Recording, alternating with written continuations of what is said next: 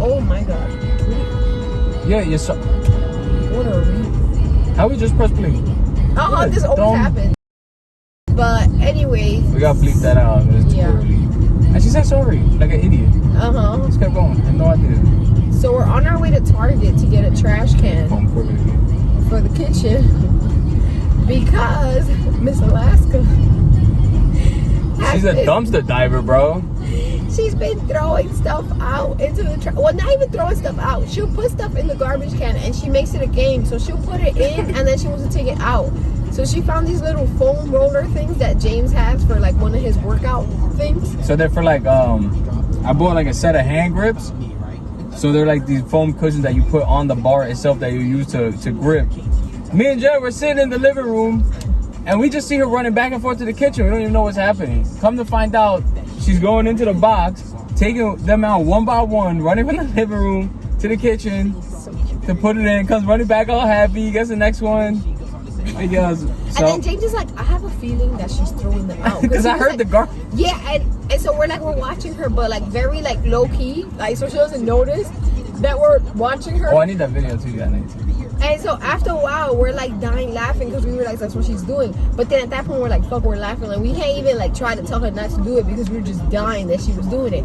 So the next day, this little girl tries to put other stuff in there. So I'm like, Alaska, no, that's dirty. We can't put our hands in and out. So I'm trying to tell her that it's dirty. So I have to put a box of tuna cans on the trash can to make sure that she can't lift it put stuff in there. Yeah, basically stinky tuna weight. So we're on our way now to get a trash can with a lock because Miss Alaska's doing too much with the trash can. Oh Jesus. But yeah, and I was talking to James about like, so we're basically like, we're in agreement with how to discipline her, which is nice because you don't have a parent that feels like we should go this way. I feel like we've always kind of agreed on the same discipline style. We're pretty close in like a lot of and ways to like handle her. But like we always talk about lately because she's getting older, but she's at an age that like you can't fully explain to her what's going on. And even if you say no, she can't do something, obviously you can't even explain to her why she can't do it. Yeah, so it's hard. Yeah, because like you want to tell her no for certain things, but then at times it's like, but when is it too harsh for her age? And I feel like lately that's been like the struggle with her because it's like, yes, she's getting older, but she is still a baby. But she does stuff that you just like. Yeah, so she's in a hitting phase. We were getting an iPhone, and she fucking, I picked her up. She was getting fussy as hell, because the girl never was a nap, so obviously she's running on edge. I'm holding her, and Jen's like talking to the girl about the phone. It's a funny story about the Apple store too, but I don't know if we get into that. We might do that next video. Maybe. It's pretty funny. But anyways, so she fucking two-pieced me. I pick her up, she's like, and I'm like, okay. And I just grab her hand and I'm like, okay, we're going down because I'm not holding you now. But I try not to get mad. I really don't get mad. I haven't got mad at her. Yeah, I know. I don't think I ever really get mad at her. I did when she was little though. I definitely did. When she was small, because you're just fucking exhausted. You're just exhausted, brain dead at that point. And she was a fussy one her first 3 months of life. She had a lot of...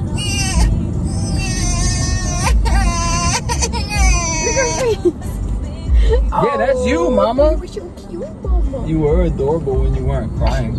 Yeah, and then she does things at the wrong time. Like the other day, I told James, she was mad. She didn't want to go to sleep. I put her in the crib. I sing her a song. She's mad, right? So she throws out her stuffed animals. She's upset. She's just like throwing them out and like screaming and yelling. And at that point, I'm like, okay, she threw out her stuffed animals because she's mad. I told her it was time for bed. So I'm like, do I not put them back in the crib? Then of course she starts asking for me to put them back in the crib. So I'm like, do I just leave them out to teach her a lesson that she shouldn't be throwing them? But then I'm like, Jen, she's not even 2, and you're gonna like, those are like her safety, you know, like her security blankets.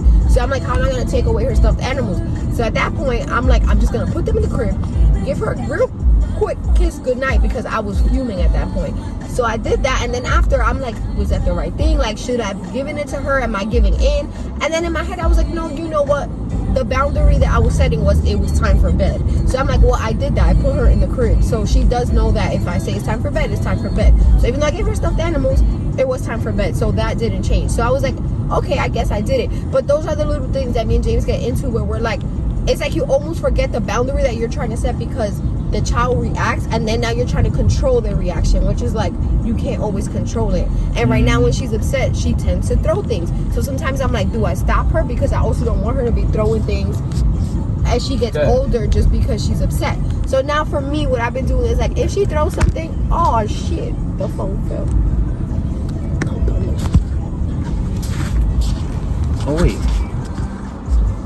Oh, if it stays, that'd be nice. Just oh, let's see. All right, we a little crooked.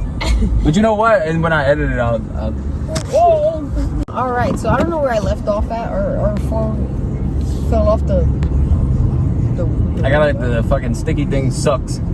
Yeah. But we were talking about just because I think sometimes we both have our. I mean, obviously we're gonna parent to, you know, slightly varying degrees. Not gonna be exactly the same on everything because this is impossible. But at least we kind of have the same subset of ideas, or like whatever it is we want to do. But sometimes, even though we share that shit and like you kind of know what you, stupid.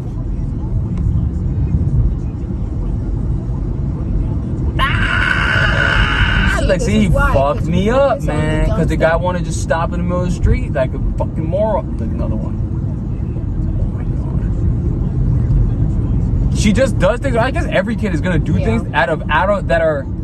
She's gonna have actions. No, not even that. She's gonna have actions that are out of the context of what we think we should do in certain moments. So you say to yourself, obviously we've discussed how to discipline or what to do when your kid tries to swing or hit you, and it's like, oh, grab the hand and then remove them or whatever it is, right? Because I'm not gonna yell at her.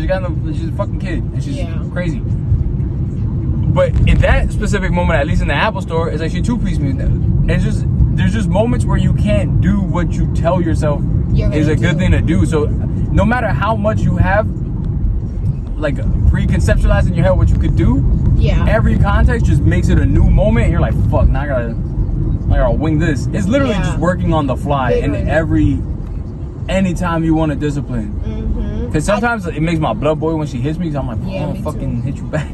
I think that's the hardest part, is like just maintaining your cool, because you know they are not good. Like, so it's like, and then even with her, she gets riled up real quick. So it's like, if you were to give her a reaction, she looks at us too. It's like she's waiting for us to like, what's the name? Like, are you gonna get jump upset? More? Yeah. So at that point, sometimes I just like stay silent. I let her have her little moment, and I'll wait right there with her. But I just stay silent, and she'll come around. Or other times I'll just tell her no, and that's it. Like, I don't give her a full blown, I know how this feels, but no, we're not doing it right now, and I'll just stay with her, and that's it. But even that,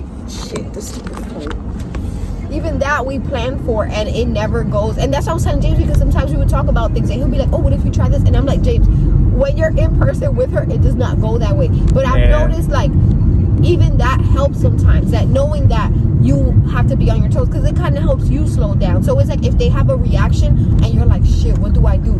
That kind of helps you calm down from you being upset, you know, because instead of like, she reacts, so then you react and you start yelling, but then it's like, okay, no, she has a moment, so then you're like, okay, how should I navigate this? So I feel like it helps you pause, and in you pausing, trying to figure out what to do next, you kind of relax a little bit, because you're trying to figure out what the hell to do, and it gives it a moment to just like slow down. And maybe even that little moment that slows down, she kind of just comes out of the tantrum. I mean, not always, but I feel like right now we're in that like struggle bus of like feeling like you got it in the bag with how to, you know, deal with her meltdowns, and you don't know shit.